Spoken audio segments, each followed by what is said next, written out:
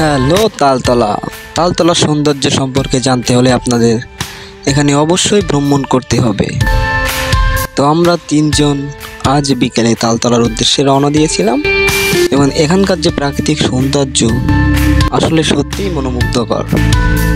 এটা হচ্ছে তালতলা ব্রিজ। এখানে রোজ বিকেলবেলা কপোতির মেলা বসে। আসলে তালতলা ব্রিজের সৌন্দর্যটা ফুটিয়ে তোলার জন্যই ভিডিওটা করা। তালতলা ব্রিজের ওঠা শুরু থেকেই এই দৃশ্যটা একেবারে মনোমুগ্ধকর। তো আমরা তালতলা ব্রিজের সাইডে যে নদীটার ধারে জেলেরা মাছ ধরার একটি নৌকা দেখতে পেয়েছিলাম। হয়তো এখানে অনেক দিন ধরে পড়ে আছে। দৃশ্যটা অনেক সুন্দর লাগছিল, যার কারণে ভিডিওটা এখানে করছিলাম। আর এটা হচ্ছে জেলেরা যে মাছ ধরার জন্য যেসব জিনিস ব্যবহার করে সেটা, কারণ এখানকার অধিকাংশ বসতি মানুষদের পেশা হচ্ছে মাছ ধরা।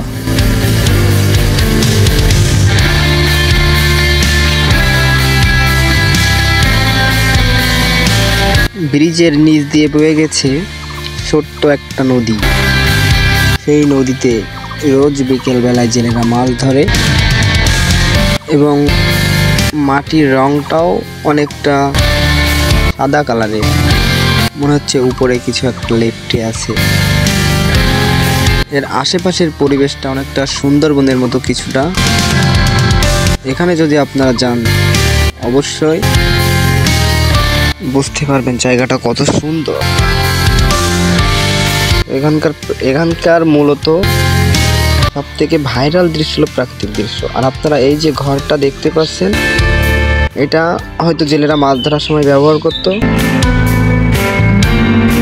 এবং ওই যে পিছনে দেখা যাচ্ছে ওটাই হচ্ছে সেই ব্রিজ, এবং ব্রিজের চারধারে সৌন্দর্য মুহূর্তে ক্যামেরায় আছি আমি।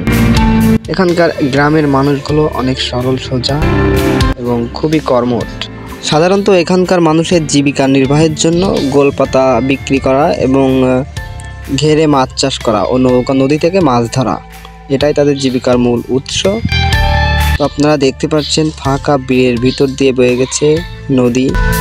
এই নদীর গা ঘেঁষে অনেক প্রাকৃতিক সৌন্দর্য, এবং এই জায়গাটার নাম হচ্ছে তালতলা। তালতলায় প্রতি ঈদ এবং অন্যান্য সময়, পূজার সময় প্রচুর লোকের সমাগম থাকে। বিশেষ করে বিভিন্ন টিকটকার এবং কন্টেন্ট ক্রিয়েটর বা ব্লগ ভিডিও করার জন্য অডিয়েন্সরা এই জায়গাটিকে বেছে নেয়।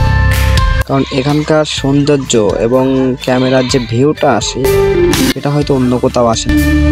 কিছুটা সুন্দরবনের মতো এখানকার দৃশ্য, এই দৃশ্যটি আসলে মনোমুগ্ধকর।